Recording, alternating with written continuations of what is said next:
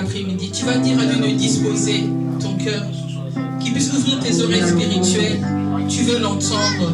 Dit l'Éternel. Papa, nous te disons encore merci cet après-midi.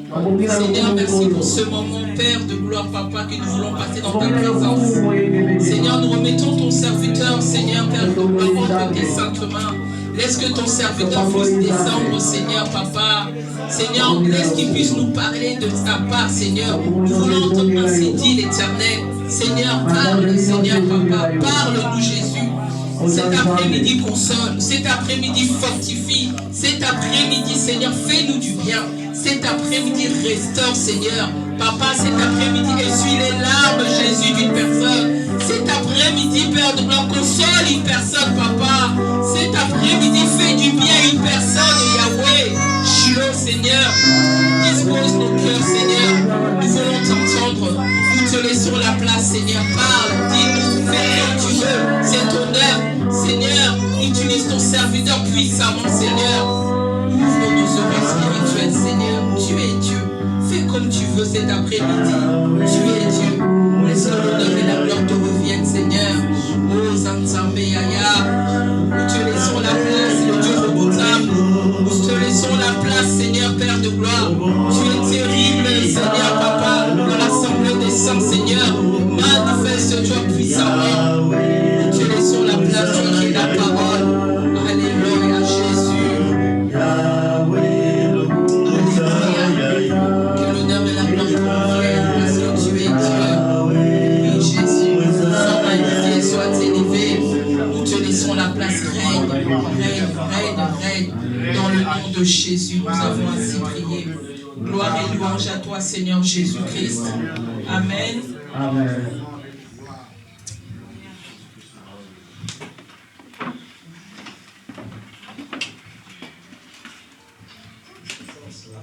Parler du royaume des cieux. Amen. Amen. Le dimanche passé, on a commencé. Nous avions dit que les royaumes des cieux et les royaumes de Dieu, c'est la même chose. Mais les royaumes des cieux, beaucoup plus, elles parlent de ceux qui sont des enfants de Dieu nés de nouveau. Ceux qui sont sur la terre. Ceux qui ont reçu Jésus-Christ, Seigneur et Sauveur. Ce sont ceux-là qui sont dans les royaumes des cieux. Alors, quand nous parlons du royaume des cieux, nous voyons les hommes et les femmes qui sont nés de nouveau. Des hommes et des femmes qui sont dans l'appartenance, qui déclarent Jésus-Christ et leur Seigneur. Des hommes et des femmes qui ont cru à l'évangile, au message du salut qui est venu par Jésus-Christ. Ce sont ceux-là qui sont dans les royaumes des cieux. Alors, les royaumes des cieux, c'est, comme nous avons dit, ça concerne des enfants de Dieu nés de nouveau, des hommes et des femmes qui ont reçu Jésus-Christ, Seigneur et Sauveur. Et ceux qui sont dans les royaumes de Dieu, ce sont aussi les hommes et les femmes, toi et moi. Donc, quelqu'un qui est déjà dans les royaumes des cieux, il est dans les royaumes de Dieu. Mais tout simplement, il y a une petite nuance entre royaume des cieux et royaume de Dieu. Parce que les royaumes de Dieu, s'il faut bien comprendre qui sont dedans, ce sont les hommes et les êtres spirituels. Donc nous parlons des anges, nous parlons des archanges, des séraphins, nous parlons des entités spirituelles qui sont au service de Dieu. Ce sont ceux-là qui sont dans les royaumes des cieux, dans les royaumes de Dieu plutôt. Dans les royaumes de Dieu, ce sont des hommes et ceux qui sont des êtres spirituels qui sont au service du Seigneur, qui sont à côté, dans les bons côtés. Parce que vous savez, il y a des démons qui sont dans les mauvais côtés. Eux qui ont choisi la rébellion, être à côté de Satan, ceux-là sont devenus des opposants, des démons, et ils sont jetés, ils sont dans les mauvais côtés. Donc ceux-là ne sont pas dans les royaumes de Dieu. Alors si nous pouvons parler du royaume des cieux, vous devez comprendre que le royaume des cieux est comme un sous-ensemble du royaume de Dieu. Donc c'est presque la même chose. C'est pourquoi vous voyez, Luc a parlé du royaume de Dieu et Matthieu a parlé du royaume des cieux. Et si vous allez voir les contextes de tout cela, c'est presque des choses qui sont presque similaires. Mais seulement, nous avons compris la différence qui est là. Le royaume des cieux, c'est nous les hommes qui sont encore vivants avec le Seigneur et Sauveur Jésus-Christ, ayant Jésus-Christ dans nos cœurs. Mais les royaumes de Dieu, ce sont ceux-là qui sont déjà morts avec le Seigneur Jésus-Christ, les entités spirituelles, les anges, tout ça forme les royaumes de Dieu. Alors, le royaume de Dieu n'est pas encore sur la terre, tout comme le royaume des cieux n'est pas encore établi sur la terre. Mais nous avons vu quand Jésus-Christ est venu, Jean-Baptiste est venu d'abord les premiers. Celui qui a commencé à parler des royaumes de Dieu. Répentez-vous, répentez-vous, car le royaume de Dieu est proche. Donc Jean-Baptiste a commencé de parler du royaume de Dieu. Il a été le précurseur. C'est lui qui était le premier à parler du royaume des cieux sur la terre. Et les gens se repentaient, les prostituées quittaient la prostitution. Oui, le royaume des cieux, les gens quittaient la mafia, les gens quittaient les contrebandes, ils fouillaient, ceux qui percevaient les impôts, ils étaient trop souvent les gens qui volaient. Vous voyez le cas des Zachée, vous connaissez l'histoire des Zachée. Donc ce sont des gens, quand on dit va percevoir 20, 25, donc ce sont des gens qui extorquaient, qui pillaient. Alors ces mêmes gens, quand ils ont écouté les messages du royaume des cieux, ils se sont répandus. Pas tous, mais quelques personnes qui étaient touchées. Comme aujourd'hui la parole est prêchée, mais chacun a son jour de repentance. Amen. Amen. Donc voilà, les royaumes des cieux. Et les royaumes des cieux, quand on en parle, on fait allusion aussi à la repentance. Un enfant de Dieu, nous devons fuir les péchés. Nous devons vraiment faire en sorte que notre vie soit une vie pure. Mais je vais dire à quelqu'un, ne pensez pas comme nous sommes dans les royaumes des cieux, comme nous sommes enfants de Dieu, comme nous prêchons les royaumes des cieux, que la tentation ne viendra pas. Non, la tentation sera même beaucoup. Est-ce que vous le savez? La tentation sera même beaucoup. Beaucoup d'enfants de Dieu passent dans les moments de tentation. L'ennemi, il rôde comme un lion rugissant, cherchant qui il va dévorer. Ils sont en train de chercher, ils travaillent dans leur côté obscur, dans leur royaume des ténèbres, pour comprendre quels sont les mécanismes de tentation à mettre comme bâton dans les roues dans la vie des enfants de Dieu. Mais je vais dire, bien aimés, nous devons prendre courage, nous devons relever la tête, nous devons continuer à espérer à la grâce de Dieu, parce que c'est Dieu qui peut nous donner la force de tenir bon. Amen. Amen. C'est pourquoi chaque jour, quand tu es en train de prier, prie Seigneur, que les membres du corps soient les membres de la justice pour toi. Que les membres de mon corps, soient les membres de la justice pour toi. Afin que Dieu, par cette prière-là, te conduise dans les bons côtés, même que tes yeux voient les bonnes choses et que tes oreilles entendent les bonnes choses. Donc il faut prier pour que tes membres soient des membres de justice. Parce que l'ennemi ne laisse pas les enfants de Dieu calmes. Il cherche toujours à mettre les bâtons dans les roues. Tu es bien dans ta maison, mais dehors là, il parle de toi. Il cherche toujours à te déstabiliser. Et si tout ce qui préoccupe, la préoccupation de Satan, c'est beaucoup plus tuer la foi de beaucoup. Quand dans l'endroit où vous allez prier, et qu'on vous parle des choses qui sont vraies, des choses qui concernent le royaume des cieux, il va dire non, pas là-bas. Ils vont faire en sorte qu'il y ait toujours des difficultés. Mais je vais dire à quelqu'un, le royaume des cieux, ça concerne toi et moi. Mais nous devons comprendre que ce royaume des cieux, c'est question de mettre la vie de Dieu en droiture. Donc il faut que la vie du péché soit une vie que nous allons mettre à côté. Ce n'est pas que nous serons très saints, oui, mais nous devons poursuivre la sainteté. Ce n'est pas que nous serons parfaits, oui, mais il faut que nous puissions suivre la perfection. Il faut que nous devons chercher chaque jour la sanctification, chaque jour la perfection. Pourquoi? Tout d'abord, le Seigneur a dit, répentez-vous, car le royaume des cieux est proche. Cela veut dire, quelqu'un qui est là, qui cherche le royaume des cieux, c'est quelqu'un qui doit se repentir, tout d'abord. C'est quelqu'un qui doit tourner le dos au péché. C'est quelqu'un qui doit abandonner les péchés. C'est pas facile, mais la force, ce n'est pas notre propre force. Nous ne faisons pas cela, nous ne résistons pas avec notre propre force, mais nous résistons avec la grâce que l'Esprit de Dieu nous accorde. L'Esprit de force, c'est lui qui nous relève, c'est lui qui nous fortifie et c'est lui qui nous renferme. C'est lui qui permet que nous puissions tenir bon et continuer notre bon chemin. C'est lui. Alors, pourquoi je vais dire à quelqu'un, j'ai courage, que chaque jour prie, Seigneur, que mes membres soient les membres de la justice pour toi. Amen. Je vais recommander au peuple de Dieu que le message du royaume des cieux, c'est un message qui est puissant.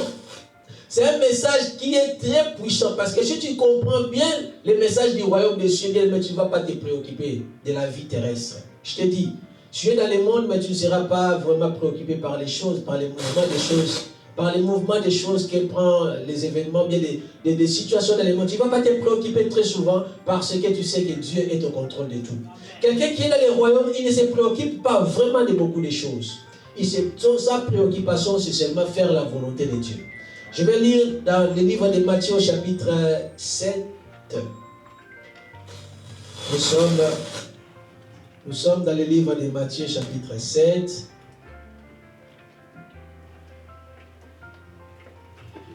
D'accord. Nous sommes dans le livre. Nous sommes dans Matthieu chapitre 7. Verset 21. Alors, nous faisons la lecture jusqu'au verset 23. Nous lisons pour la gloire de Dieu. Si vous pouvez vous tenir debout pour honorer la parole de Dieu, s'il vous plaît. Nous lisons pour la gloire de Dieu. Amen. Ceux qui me disent Seigneur, Seigneur, n'entreront pas tous dans les royaumes des cieux, mais seulement ceux qui font la volonté, seulement celui qui fait la volonté de mon Père qui est dans les cieux. Plusieurs me diront en ces jours-là, Seigneur, Seigneur, n'avons-nous pas prophétisé par ton nom? N'avons-nous pas chassé les démons par ton nom? Et n'avons-nous pas fait beaucoup de miracles par ton nom? Alors, je leur dirai ouvertement, je ne vous ai jamais connu. Retirez-vous de moi, vous qui commettez l'iniquité. Amen. Amen. Mettez-vous s'il vous plaît. Ici, nous avons vu que Jésus-Christ est en train de dire que ceux qui disent Seigneur et Seigneur, ce ne sont pas tous qui entreront dans le royaume des cieux. Cela veut dire quoi?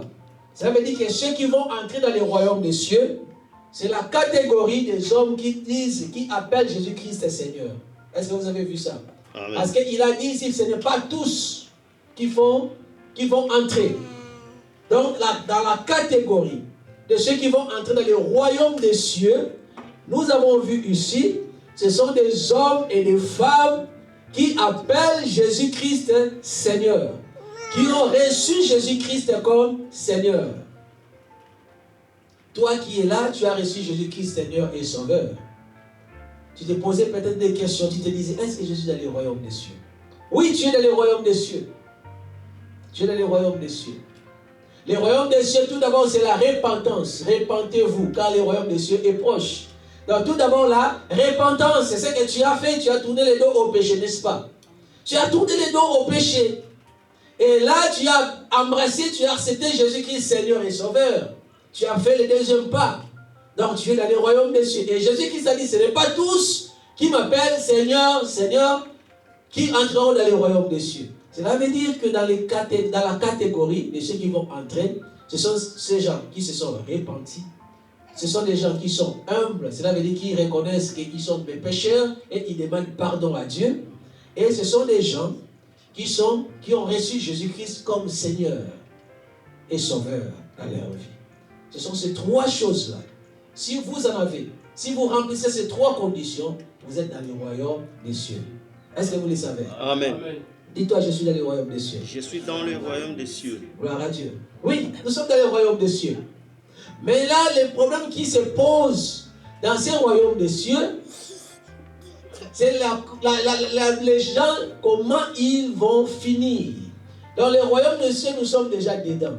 Mais comment nous allons finir? C'est là où Jésus-Christ dit, ce n'est pas seulement ceux qui me parlent, le Seigneur, c'est ceux qui entrent dans le royaume des cieux. Donc, il parle ici de la fin. Il ne parle pas de maintenant, mais il parle de la fin. Parce que ici, à la fin, le royaume des cieux ou le royaume de Dieu, ça sera un gouvernement de Dieu qui va régner sur la terre. Ça sera un gouvernement. Le royaume des cieux est encore spirituel. Le royaume des cieux est encore invisible. Mais nous sommes dedans. C'est spirituel que nous en parlons. C'est déjà spirituel, c'est dedans. Le dimanche passé, nous en avons parlé. Je ne vais pas revenir. Mais je suis en train de rappeler des petits points. Que nous sommes déjà dans les royaumes des cieux ou les royaumes de Dieu. Mais c'est encore spirituel. Et c'est lui qui a fait que les royaumes des cieux puissent être ouverts aux hommes et aux femmes. C'est le Saint-Esprit qui nous a été donné. C'est le Saint-Esprit qui nous a fait entrer dans les royaumes des cieux. C'est pourquoi Jésus-Christ disait le royaume des cieux est proche.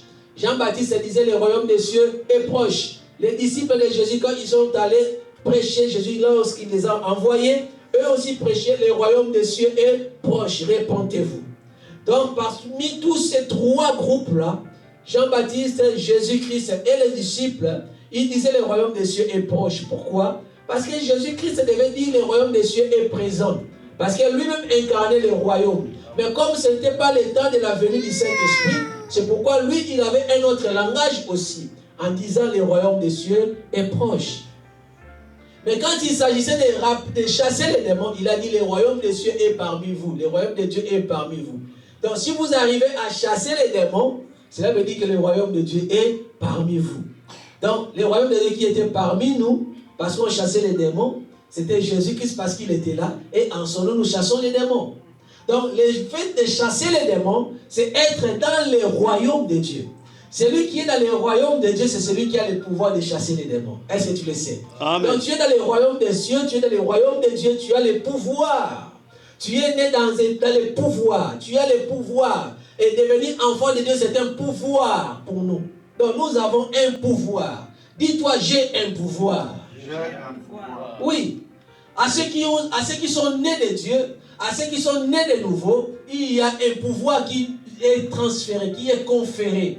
Nous avons ce pouvoir. Nous exerçons avec les pouvoirs. Sans les pouvoirs, tu ne peux rien. C'est pourquoi Jésus-Christ disait aux disciples, n'allez pas encore prêcher la parole de Dieu. Attendez.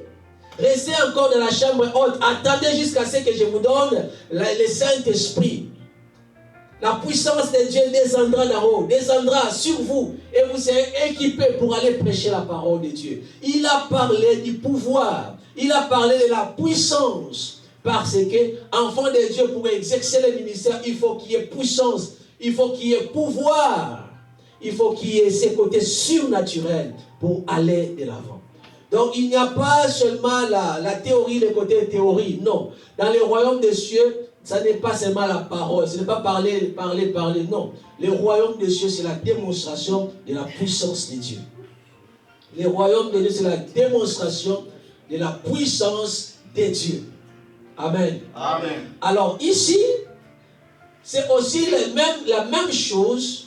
Comme Jésus-Christ disait, ce n'est pas tout le monde qui entre dans le royaume de Dieu, dans le royaume des cieux. Pourquoi? Parce que cette catégorie qui n'entrera pas, c'est une catégorie des hommes et des femmes qui ne font pas la volonté de Dieu. Il est écrit ici, ils vont dire, Seigneur, Seigneur, nous avons chassé les démons pour toi. Or, pour chasser les démons, il faut être dans le royaume de Dieu. Pour guérir les malades, pour faire les miracles, il faut être dans le royaume de Dieu. Parce que le pouvoir que ces gens ont fait ces miracles, ils reconnaissent que ce n'était pas le pouvoir des démons. C'était le pouvoir qui était de Dieu. C'était la puissance qui était pure. Ils ont fait des miracles. Ils ont chassé les démons. Ils ont guéri les malades. Donc ces gens-là reconnaissaient qu'ils appartenaient à Dieu. Mais Jésus-Christ disait, ce n'est pas tous qui m'appellent Seigneur, Seigneur qui entreront dans le royaume des cieux. Posons-nous la question, mais pourquoi ces gens? Ils étaient sincères. Ils étaient très sincères. Ils disaient, Seigneur, nous avons chassé les démons. Nous avons guéri les malades. Nous avons ressuscité les morts. Seigneur, Seigneur. Mais Jésus a dit non. Ce n'est pas tous qui entreront. Cette catégorie qui n'entrera pas, c'est une catégorie qui ne faisait pas la volonté de mon Père. Amen. posons-nous la question, est-ce que si tu as les pouvoirs, ici, c'est question maintenant, tu as les pouvoirs, mais tu en abuses. Tu as les pouvoirs, tu as l'onction, mais tu en abuses. C'est cette catégorie qui n'entrera pas. Sinon, si nous faisons bien, nous faisons la lecture, nous comprenons bien. Si nous méditons dans ces chapitres, qu'est-ce qui fait que ces gens n'entrent pas dans le royaume de Dieu? Parce que leur puissance, leur pouvoir était pur. Ils ont reçu de Dieu ces pouvoirs. Et même reconnaissaient que non, moi comme je suis là, je suis pur. Ce n'est pas le pouvoir que j'ai trafiqué. Je ne suis pas allé chercher ça dans une loge. Je ne suis pas allé chercher ça quelque part. Non, ça vient de Dieu. C'est un don que j'ai reçu de Dieu. Mais parce que ces gens-là ne faisaient pas la volonté de Dieu, quelque part, ils abusaient de leur position. Ils abusaient de ce qui était leur onction. Je vais vous donner un exemple ici. C'est un exemple connu de tout le monde. L'exemple de Moïse. Moïse avait l'onction, n'est-ce pas? Moïse avait l'onction. L'onction de Moïse, ce n'était pas Satan qui lui a donné. Les bâtons de Moïse, l'onction qui était dans ces bâtons, c'était Dieu qui lui a donné, n'est-ce pas? Mais quand Moïse, Dieu lui a dit, il faut parler au rocher. Moïse a frappé le rocher. Cela veut dire qu'il avait l'onction, mais il en a abusé. Est-ce que vous voyez? C'est pourquoi Dieu a dit, Canaan, tu n'entreras pas. C'est la même chose, c'est dans ce même contexte que nous nous trouvons ici, dans cette référence de Matthieu chapitre 7, verset 21 au verset 23. C'est la même chose. Cela veut dire que tu peux avoir les dons spirituels, tu peux exercer dans la puissance, dans les surnaturels, mais il faut être un enfant de Dieu qui écoute, un serviteur de Dieu qui écoute. Tu ne peux pas prier pour n'importe qui, tu ne peux pas faire des miracles n'importe comment, même si tu en connais la formule. Même si tu en connais la formule. C'est le même péché que Satan voulait que Jésus commette. Quand Jésus-Christ s'est retiré dans le désert pendant 40 jours et 40 nuits pour prier. Quand Satan s'est approché de Jésus, il lui a dit, si tu es enfant de Dieu, si tu es enfant de Dieu. Jésus n'avait pas besoin de démontrer qu'il est enfant de Dieu parce qu'il le savait. Mais Satan est venu avec récit des conditions. Un défi en quelque sorte. Il lance un défi à Jésus. Si tu es enfant de Dieu, si tu es enfant de Dieu, fais ça. Fais le miracle, nous voulons voir. Fais le miracle. Change les pierres en pain. Si tu es enfant de Dieu. Alors Jésus-Christ a compris. Il a dit non, l'homme ne vivra pas de pain seulement, mais de toute parole qui sort de la bouche de Dieu. Il a dévié. Première chose, il a reçu, il a vaincu. Il est encore revenu pour proposer l'autre chose. Si tu es enfant de Dieu, jette-toi du haut où tu es, sur la terre. Il est écrit, les anges ouvriront leurs mains pour t'accueillir, afin que ton pied ne heurte pas les obstacles. Cette référence-là que Satan a utilisée, ça se trouve où? Dans la Bible. Donc, il connaît la parole de Dieu. Enfant de Dieu, il faut écouter et lire la parole de Dieu parce que l'ennemi, il connaît la parole. Et s'il vient tenter, il va seulement jouer avec les jeux de mots pour t'avoir dans son piège. Mais quand tu connais bien les Écritures, quand tu comprends bien les Écritures, tu connais l'essence des Écritures, l'esprit de la parole de Dieu, la révélation tu en as, bien tu vas vaincre. Alléluia. Amen. Oui, Jésus-Christ lui a dit, il a refusé tout ce qui était les tentations de Satan. Pourquoi? Parce qu'il n'avait pas besoin de prouver. Jésus, il a dit, il ne faisait que ce que Dieu lui disait de faire. Amen. Il ne faisait pas des choses par lui-même. Bien aimé, dans ta vie, il ne faut pas faire des choses par toi-même. Même si tu en as la possibilité, même si tu en as la capacité, même si tu en as le pouvoir, mais il ne faut pas faire des choses par toi-même. Il faut écouter Dieu. Il faut avoir des instructions de la part du Saint-Esprit. Amen. Il faut que le Saint-Esprit te montre là où il faut aller. Là où tu dois aller, même Jésus-Christ a dit, quand tu seras grand, tu ne vas plus te ceindre dans ta ceinture toi-même. L'Esprit de Dieu te dirigera. Il te dira, va là-bas, tu vas là-bas. Va de ce côté, tu vas de ce côté. Donc tu ne seras plus conduit par toi-même. Alors il faut chercher à tout prix, arriver à ces points-là, que tu ne sois pas conduit par les hommes, que tu ne sois pas conduit par des rumeurs, que tu ne sois pas conduit par l'information, que tu ne sois pas conduit par les oui-dit. Non, il faut être conduit par le Saint-Esprit. Que le Saint-Esprit te dise ce que tu dois faire. Et tu dois aller chercher tous les jours cette position, cette posture. Qu'est-ce que Dieu veut? Qu'est-ce que tu veux que je fasse? Où tu veux que j'aille? Agis quand tu entends la voix du Saint-Esprit. Agis quand Dieu te dit d'agir. Fais quelque chose quand Dieu te dit de le faire. Ne fais pas quand Dieu te dit ne fais pas. C'est ça, faire la volonté de Dieu. Tu veux faire la volonté de qui?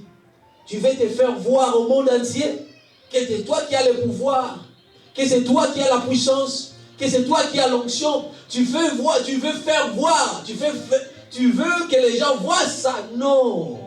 En tant que serviteur, en tant que servante, en tant qu'enfant de Dieu, tu as le pouvoir. Mais nous ne pouvons pas faire les choses par nous-mêmes. Nous ne pouvons pas entrer en contact contre les esprits dans les combats spirituels par nous-mêmes. Nous devons avoir toujours un mot d'ordre de la part de notre Seigneur. Amen. Amen. Il faut toujours chercher à faire la volonté de Dieu. Quelle est la volonté de Dieu pour toi? Bien-aimé, en tant qu'enfant de Dieu, aujourd'hui je parle. Si tu veux aller plus loin, si tu veux être efficace et que tu règnes dans ces royaumes à la fin du temps, dans les royaumes qui sera le gouvernement de Dieu sur la terre, où Jésus-Christ sera, où tout le monde sera sur la table avec Abraham, Isaac et Jacob, pour régner en ce royaume, pour entrer dans ce royaume qui sera matériel, physique. Les conditions qui sont posées, c'est oui. La repentance, très bien. Recevoir Jésus-Christ, c'est les recevoir, très bien. L'humilité, donc reconnaître les péchés et demander pardon à tout moment, très bien. Mais ce qui est quelque chose de tous les temps, ce qui va marcher avec nous tous les jours, c'est être des hommes et des femmes qui font la volonté de Dieu. Chaque jour, nous devons chercher la volonté de Dieu. À tout moment, à tout instant, partout où tu veux aller, quelle est la volonté de Dieu? En ce jour, quelle est la volonté de Dieu? Moins de personnes connaissent la volonté de Dieu pour leur vie. C'est moins de personnes. Beaucoup de chrétiens sont là, mais ils font des choses par émotion. Ils ne vont jamais faire des choses par émotion. Faisant des choses par émotion, c'est ça qui a fait que Saül soit éjecté de son trône royal. Il a fait des choses pour plaire, parce qu'il y avait la menace, parce que les gens lui quittaient, parce que les gens lui tournaient les dos. Bien aimé, au jour d'aujourd'hui, beaucoup de serviteurs de Dieu font des choses parce que les gens lui dictent, parce qu'il y a des gens qui donnent des ordres, parce que les gens lui donnent des instructions, parce que les gens disent que non, voici les paquets d'argent que je mets sur la table, parce que tu vas faire ça, tu vas faire ça. Si tu fais ça, bien aimé, tu es en train de creuser ta propre tombe. Oui. Même si tu n'as rien, mais ne permets pas qu'il y ait quelqu'un qui aura l'argent, beaucoup d'argent, venir avec son paquet d'argent posé sur la table pour dire que pasteur, moi je veux que tu fasses ça, je veux que tu fasses ça. Si tu fais ça, ça sera ta fin. Ça sera ta fin. Parce que tu ne vas plus marcher selon la voie de Dieu, mais tu vas marcher selon les instructions de celui qui te donne de l'argent. C'est ça le piège qui est tendu pour les serviteurs de Dieu, pour les ministères. Il peut entrer ici en disant, oh, votre salle, c'est encore petite. Je vais vous donner ça, je vais vous donner ça. À condition que tu prêches telle parole. L'autre parole, telle, il ne faut plus jamais prêcher. Il y a des gens qui parlent des choses, des fois des choses scandaleuses. Pourquoi? Parce qu'on lui donne de l'argent et on lui impose des choses à parler, à prêcher.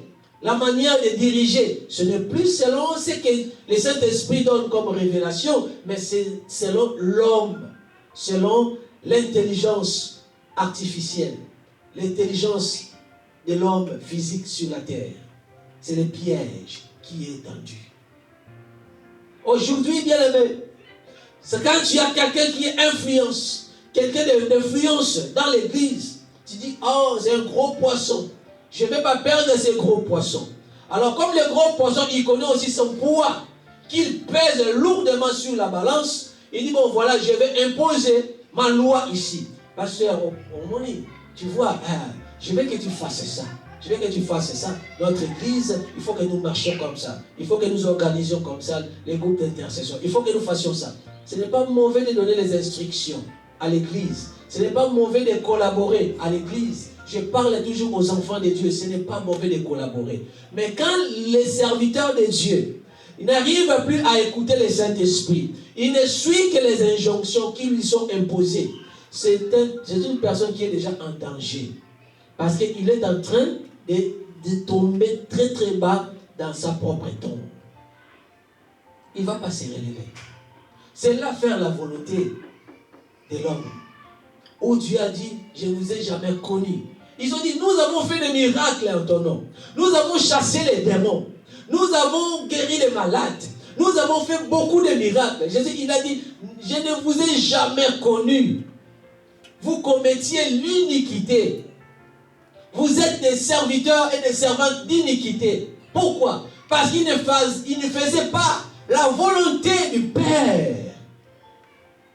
Il est temps que l'Église cherche toujours quelle est la volonté du Père. Il est temps que les serviteurs de Dieu nous cherchions quelle est la volonté du Père. Si tu connais la volonté de Dieu pour toi, tu es heureux. Est-ce que tu le sais? Si tu connais la volonté de Dieu pour l'Église, tu es heureux. À condition que tu marches dans cette même condition. Ne transige pas, ne tremble pas. Marche avec un pied ferme. Continue de marcher. Même si tu seras solitaire, continue de faire ta marche en cavalier solitaire. Et à la fin, tu auras la couronne. Au lieu de faire en sorte que tu entres en compromission. Et à la fin, Dieu te dit, je ne t'ai jamais connu. Je ne t'ai jamais connu. Ah, mais j'ai fait des miracles. J'ai guéri les malades. J'ai ressuscité les morts. J'ai purifié les lépreux. Il a dit non. Ce n'est pas ça. Ce n'est pas parce que tu as fait ça que moi je vais adhérer. Non. Ce n'est pas parce que tu avais la puissance. Parce que Dieu ne se répand pas de ses dons ni de ses appels. Il t'a donné les dons. Les dons que tu as utilisés, oui. Mais tu utilisais ça. Comment? Comment tu as fait l'usage de ton don? Quelle est la comptabilité aujourd'hui? Comment tu utilises les talents que Dieu t'a donnés? Comment tu utilises les dons que Dieu t'a donnés? C'est ça les problèmes. Et à la fin, c'est ça qui va permettre que tu entres ou tu n'entres pas. C'est la question que nous devons nous poser, nous, enfants de Dieu. La volonté de Dieu. Est-ce que tu connais la volonté de Dieu pour toi? Est-ce que tu connais la volonté de Dieu pour ta famille? Est-ce que tu connais la volonté de Dieu pour ton ministère? Est-ce que tu connais la volonté de Dieu pour ton église? Est-ce que tu connais la volonté de Dieu? Quelqu'un qui connaît la volonté de Dieu, il ne marche pas selon les hommes, mais il marche selon la volonté de Dieu.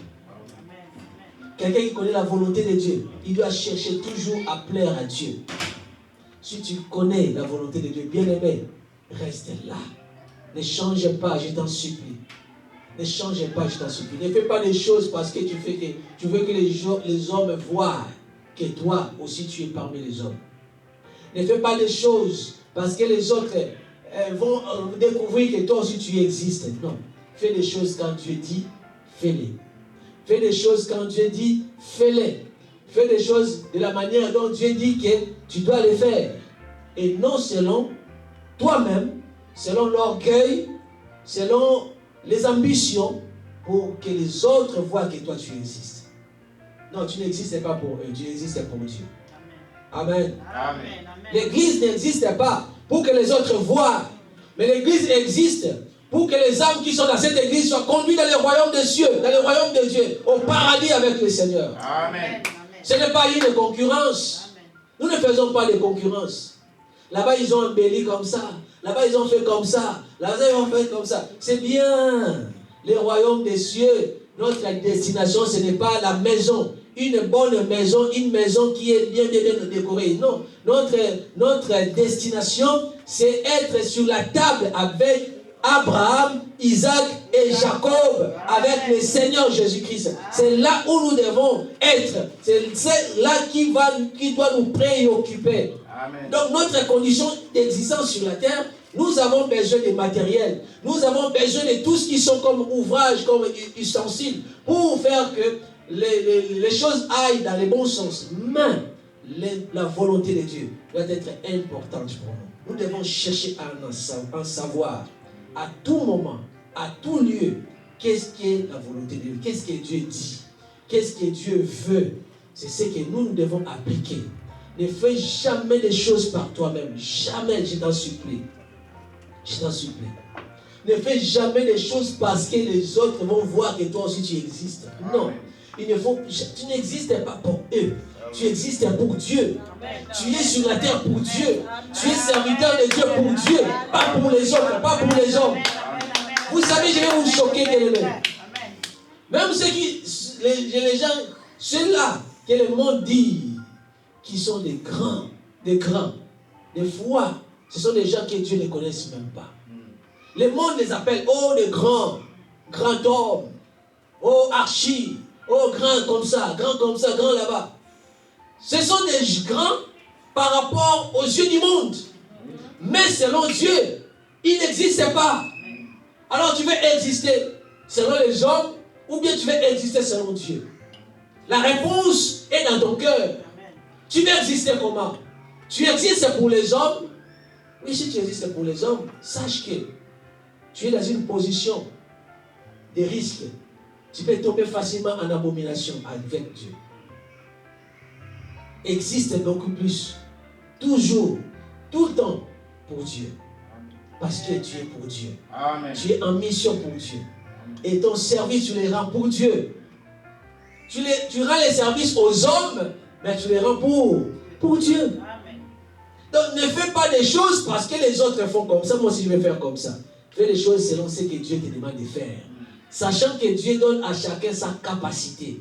Sachant que Dieu donne à chacun son talent. Sachant que Dieu donne à chacun son niveau. Sachant que Dieu donne à chacun sa révélation. Nous connaissons tous en partie. Il y a d'aucuns qui ont reçu 5, d'aucuns 2, d'aucuns 1.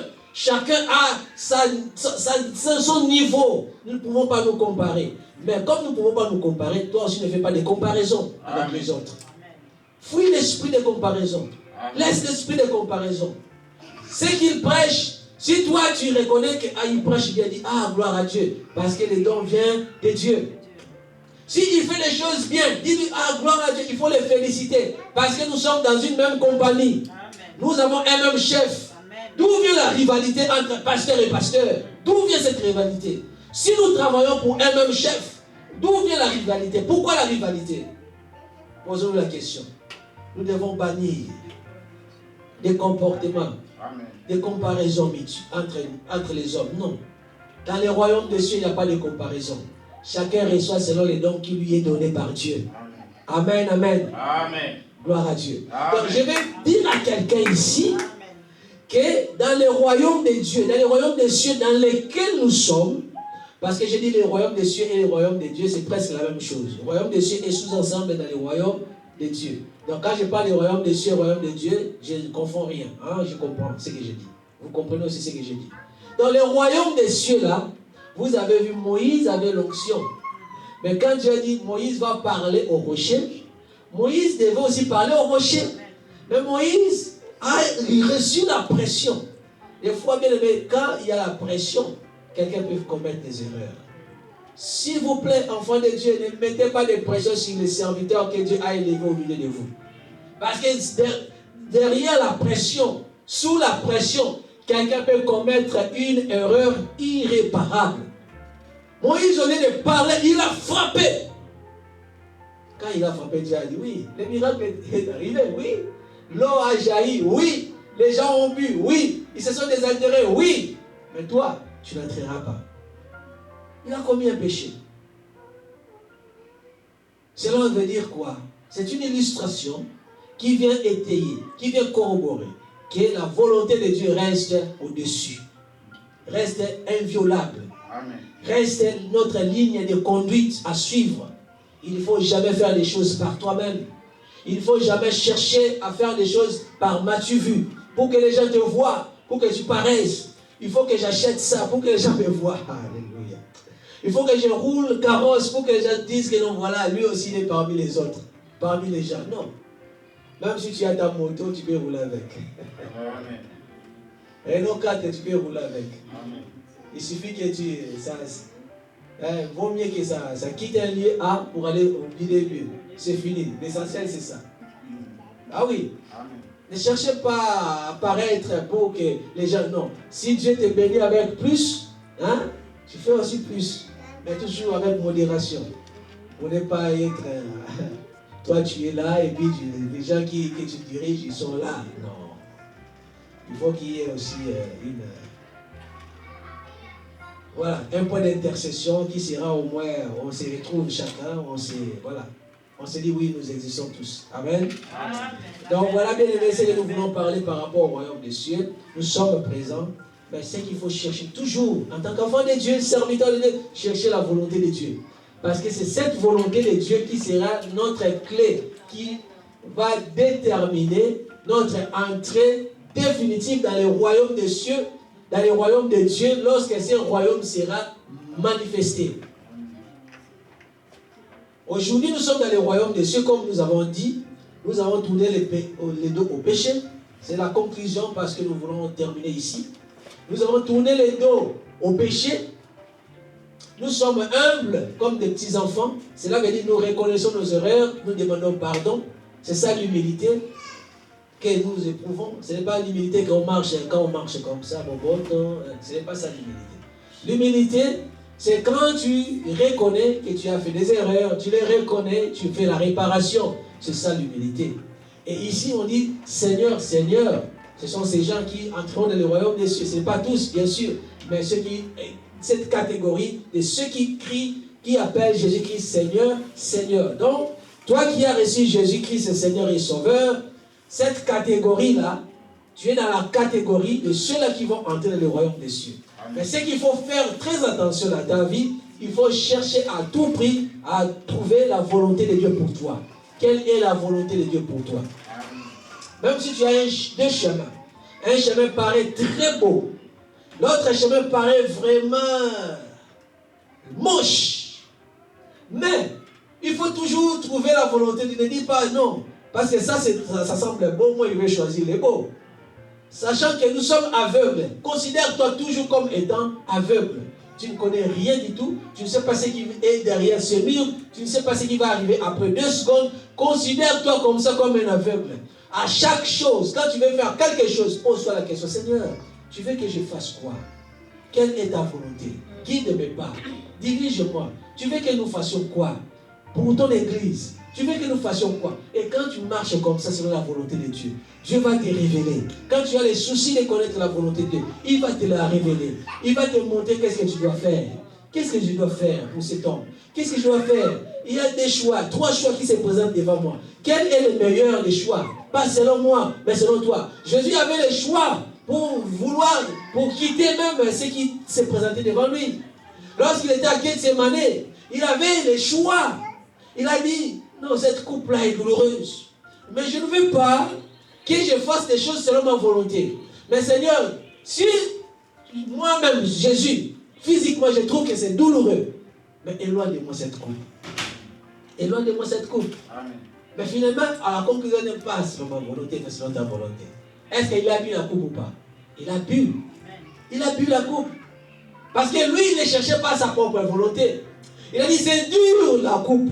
C'est difficile les problèmes qui arrivent. C'est difficile la croix. C'est pénible la croix. C'est difficile de porter les péchés du monde entier sur moi. C'est difficile la torture que je vais avoir. Mais cette coupe-là, elle est dure, elle est douloureuse. Mais je ne veux pas selon ma volonté, mais selon ta volonté. Si tu veux, éloigne de moi cette coupe. Mais pas selon ma volonté, selon ta volonté. Et comme il cherchait toujours la volonté de Dieu, même si la coupe était douloureuse, mais il nous a montré un exemple. Cette prière-là, c'est juste un exemple. Ce n'est pas une prière pour dire que non, voilà, Jésus-Christ, il fouillait parce qu'il avait l'autre côté physique, l'autre côté. C'est juste des exemples. Beaucoup de choses que Jésus-Christ a déclarées ouvertement, c'est juste pour nous donner un exemple. C'est juste un exemple. Que tu es vraiment en train de souffrir. Tu passes des temps difficiles. Tu passes des temps de complications. Tu passes des temps de rejet. Tu passes des temps de souffrances atroces. Mais tu dis, Seigneur, ta volonté. Ta volonté. Je vais faire des choses selon ta volonté. Je ne vais pas précipiter. Je ne vais pas faire des choses pour que les gens voient que j'ai fait. Parce que j'apparais aux yeux des gens comme utile. Non, je vais faire des choses selon ta volonté. Je ne vais pas plaire parce que les gens vont dire que bon, il est cool, il est gentil, il est sympa. Non, je vais faire des choses selon ta volonté. Même si les gens vont te qualifier, comment ils vont te qualifier, bien aimé, ça ne t'importe pas. Toi, fais toujours la volonté du Père. Parce que devant Seigneur Jésus-Christ, tu seras seul. Il va te dire seul. Tu ne seras pas avec les copains. Tu ne seras pas avec les autres. Tu seras seul. Il va te dire, oui, tu as fait ma volonté. Entre dans mon royaume. Mais si tu n'as pas fait la volonté de Dieu, c'est la déception. Alors considère les temps passés, la souffrance que tu as endurée, les complications que tu as, les souffrances que tu as vécues avec le Seigneur. Et qu'à la fin, ils te disent, je ne t'ai jamais connu. On vient de l'iniquité. Non. Ça va faire très mal. Alléluia. C'est le temps pour nous, Église, de chercher la volonté de Dieu. Nous sommes dans le royaume des cieux, dans le royaume de Dieu. Mais les royaumes de Dieu dans lesquels nous sommes, c'est encore spirituel. Nous avons le Saint-Esprit en nous. Nous sommes dans le royaume des cieux, dans le royaume de Dieu. Nous avons l'Esprit du Fils en nous, qui fait que nous soyons en relation avec notre Père. Il est notre Père et nous sommes des fils. Nous sommes dans le royaume des cieux, dans le royaume de Dieu. Mais la fin de ce royaume des cieux, ça sera maintenant une fin qui sera manifestée. Il y a un royaume qui sera un gouvernement. Il y a les règnes de Dieu sur la terre. C'est là où maintenant on dira tu vas entrer ou tu ne vas pas entrer. C'est là la finalité. Et nous sommes en train de parler des royaumes des cieux ou royaume de Dieu spirituel. Mais nous voulons aussi nous projeter dans cette finalité-là. Comment devons-nous entrer dans ce royaume-là au final? C'est là la volonté de Dieu. Soyons les serviteurs et les servants qui vont faire la volonté de Dieu. La volonté de Dieu, tu peux la connaître par les songes, par les révélations, par la parole de Dieu, par la prière. À tout moment, Saint-Esprit nous révèle sa volonté. Amen. Cherchons toujours la volonté de Dieu. Accomplissons la volonté de Dieu. Rendez-vous au royaume de Dieu. Amen. Sur la table avec Abraham, Isaac et Jacob. Au nom de Jésus-Christ. Que Dieu nous fasse cette grâce-là. Alléluia. Dis Seigneur, fais-moi cette grâce. Oh, tu n'as pas bien dit, Seigneur, fais-moi cette grâce. Fais-nous cette grâce pour entrer dans le royaume de Dieu. Au nom de Jésus-Christ. Alléluia, gloire à Dieu. Nous bénissons le Seigneur, notre Dieu tout-puissant. Gloire à Dieu. Bien aimé, nous passons au moment de communiquer.